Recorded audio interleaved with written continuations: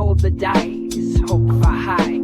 Turns in the dungeon, reaching sky. Good morning, friends, and welcome back to the channel. I'm the GM Philosopher, and today we're doing something a little bit different. I am basically reviewing a winning contest entry for a local villain and diabolical pet content creation contest that I hosted on my Discord channel. Basically, launched a contest. Anyone who wanted to enter needed to create a homebrewed one page, as much content as they could fit on one page, to share their local villain concept, and then the local villain needed to have a diabolical pet. That was sort of the flavor of the contest.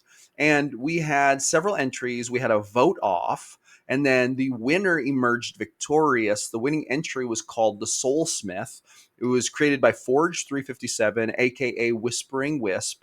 And basically in this video, I'm going to dive in and show you this creation, and I'm going to commentate on it, and it's super fun. So let's dive in. All right, so this creation is called the Soulsmith by Forge357, aka Whispering Wisp. Thynomir Endure is the name of the local villain, it looks like. Here's the story.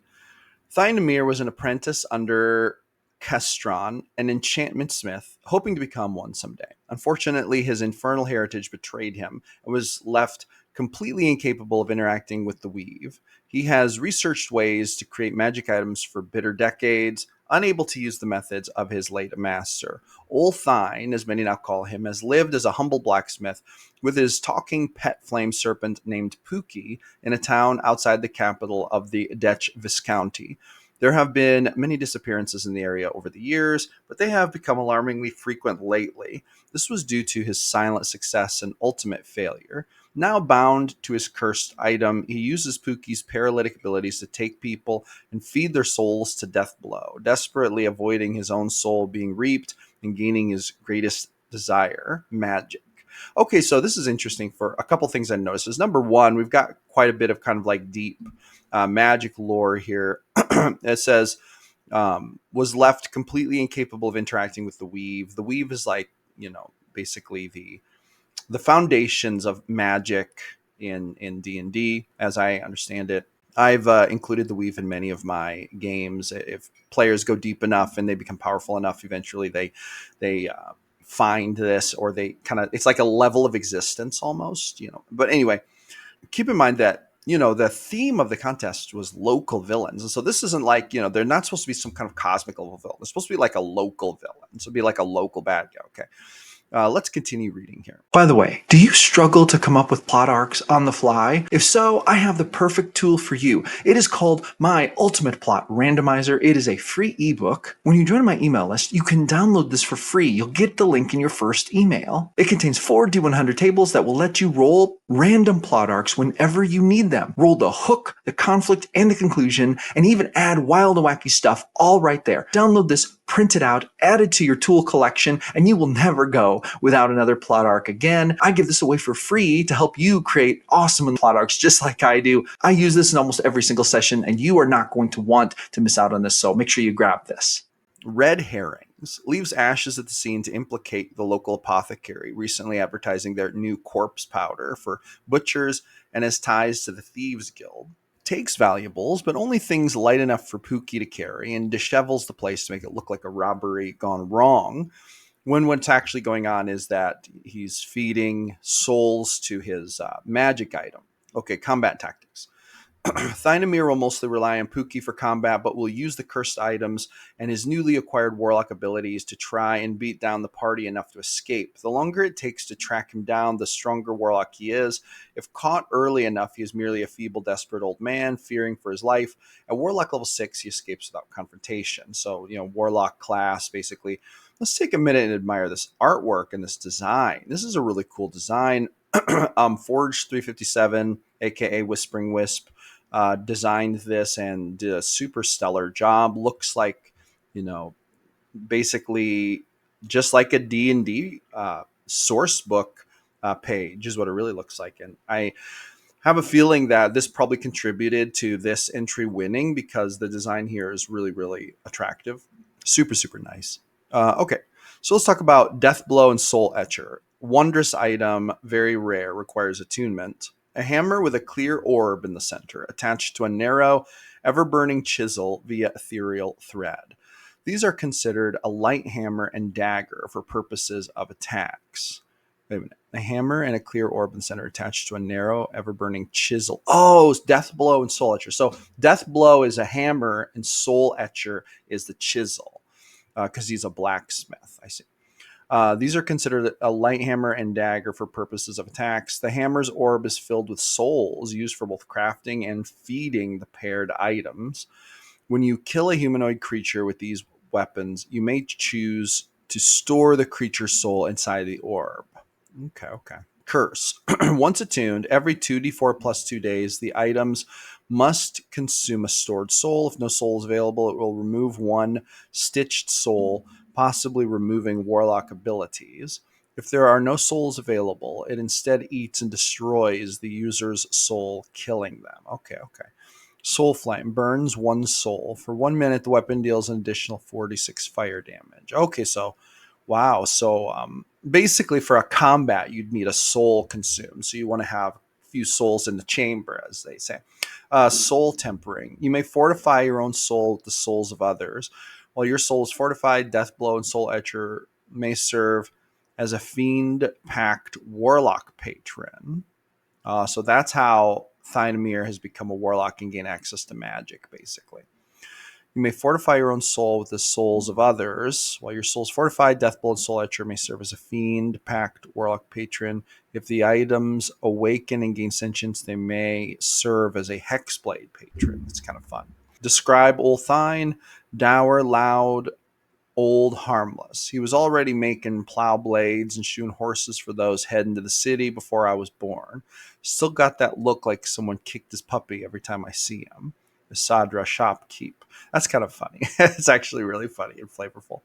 All right, let's take a look at these stats here. Now, it was not required to have a stat block in the contest per se. However, Forge 357 included stat blocks in this. And I love the fact that a hammer, like magic, a whole magic item, which is kind of essential to this villain's arc, was also included. I think that's a super cool addition. And I like the Death Blow and Soul Etcher. I think they're pretty cool as far as like magic items go. And possibly sentient magic items. Pretty cool. There's a part of me that would love to hear more lore about this, but the contest was limited to one single page. So great job fitting it all, fitting this much onto a single page. All right, so now it's time to look at these stat blocks here. So I'm going to make this a little bigger. Medium, humanoid, infernal, neutral, evil, strength 16, dex 12, con 8, intelligence 15, wisdom 8, charisma 16, hit points 34, 48 plus 14, armor class 11, damage immunities, poison, fire, immune to poison and fire. Interesting. Okay. It's kind of a serious immunity, but being a forge and then having the Pookie, the serpent, I guess this kind of makes sense. Dark vision, passive perception, infernal, common. For languages, we have infernal, common, dwarvish, draconic, and elvish. Actions, hammer blow. Oh, he could throw the hammer too. Thrown 10, 20. It's funny. Soulsmith. Every 2 souls stitched into Thynomir causes him to gain a new level of Fiend-Pact Warlock. His CR will increase every 2 levels. Oh, okay. So it's directly tied to how many souls he has. That's kind of a fun thing to be running in the background. Of course, since it's a local villain, I mean, there's probably an element of like, he can't just kill everyone in the village and take their souls. So there's probably an element of like, limited supply. So maybe when travelers come through, he would target them. That's kind of a cool thing. Okay, Flame Serpent Pookie. I think it's funny that the Flame Serpent's name is Pookie. I feel like Pookie is sort of like a trendy term right now, but like 20 years from now, it's probably going to be really out of style. So if people look back on this creation in 20 years, they're going to be like, Pookie, what the heck? Like, what is that? And they're not going to realize that it was once like a kind of a slang term that was very popular right now. It's kind of fun. Speaking of storyline, with the holidays coming up, I have written my official holiday one-shot that I'm going to run for my core group. It's called A Silent Winter's Night. It's basically the story of Father Winter, who gets abducted by a madman cyberpunk scientist who wants to drain the essence of his magic because his home dimension, his home world, is being drained of magic by these do-everything machines that they have built. It's a really fun, zany, sort of horror-themed Christmas one-shot that you could insert into your campaign and run for your players anytime. I'm going to show you some screenshots. I've developed this into an ebook. You can buy this on my Blurb bookstore. So hey, go grab that, run a one-shot, holiday one-shot for your gaming group. Speaking of story, I think this story is pretty cool, and that's why I decided to make this into an ebook. Anyway, small beast, infernal, neutral, evil. It's very intelligent. Most beasts don't have this high of an intelligence. Hit points 94. Ooh, stronger than he is, really. Definitely a diabolical pet. Languages. Infernal. Understands common. Things speak in infernal. That's kind of fun. Flame absorption. Takes no fire damage. Instead, regains the number of hit points equal to damage dealt. Gross. Gross. Good for Pookie. Bad if you're trying to cast fireball. Actions. Lunging bite. That's cool.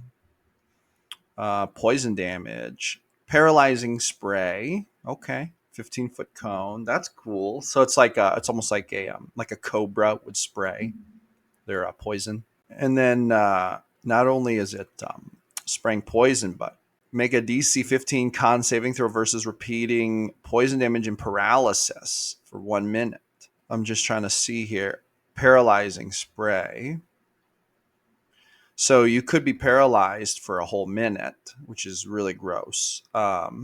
But recharge 5 to 6. So, if I'm not mistaken, that recharge ability, I think that started, this kind of like recharge thing started in 4E. I'm not totally sure if I'm right about that, but I think it's like a 4E thing.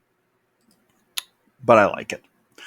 All right. So now innate spellcasting. Serpent casts one of the following spells using con as a spellcasting ability. Fireball. Okay. Fireball. Or silence, darkness, hellish rebuke. Okay. All right. Well, okay. Here's my overarching thoughts about this. I think that this is a really fun villain.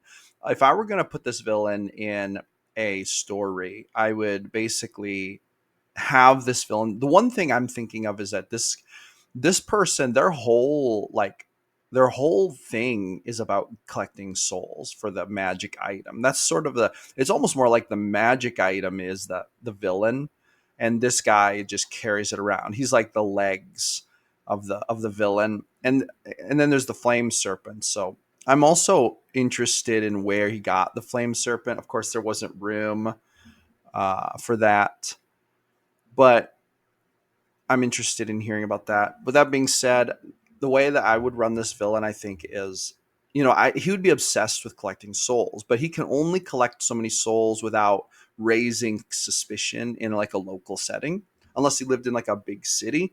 But we're assuming he's living in like a small city.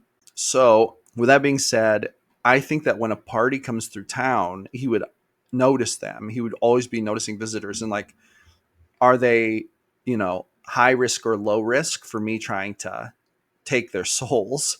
Could I break into their inn room, take them out, collect their souls, and make it look like something else? This is kind of like a thing he'd probably be thinking. So he might come after the group, of course, leading with Pookie and then coming in with Hammer to finish it off, and then making an escape if things go south. And of course, he's got his warlock abilities. I feel like that's how I would run it. And I'd probably have him like use Pookie to spy on the party. So they would notice the snake maybe, but they wouldn't know that it's so dangerous. Like it would look like kind of like a normal snake. But then when combat happens, they would realize, oh, this is no normal snake. This is actually a big, bad snake. And I think that he would try to ambush them in their sleep. So he would probably wait till they were asleep. But anyway, so yeah, heck yeah. I think this is a really super cool villain concept, super cool local villain and diabolical pet. And a big shout out to Forge357, aka Whispering Wisp, for submitting this and winning the contest with it. Yeah, very well deserved, I think. Well done and awesome. Now, I do want to let you know that if you would like to take a closer look at this creation, there's a link to it down in the description. So you can click on that, take a closer look, and maybe even run it in one of your own games. With that being said, if you would be interested in joining contests and submitting stuff like this and having me react to it on my YouTube channel, you can join my Discord. Link is down in the description. There's quite a few of us in there, and we're starting up another contest very soon, and we are going to run them twice a month or something like that. So if you love creating stuff and you'd love to have your stuff reacted to by me, well, then that'd be a great thing to do. I believe that that is going to conclude this episode. Thank you so much for coming back for another episode of GM Philosophy in the Morning. I'm here every single day creating videos about the best game in the world, D&D. So I will see you awesome people on the next one.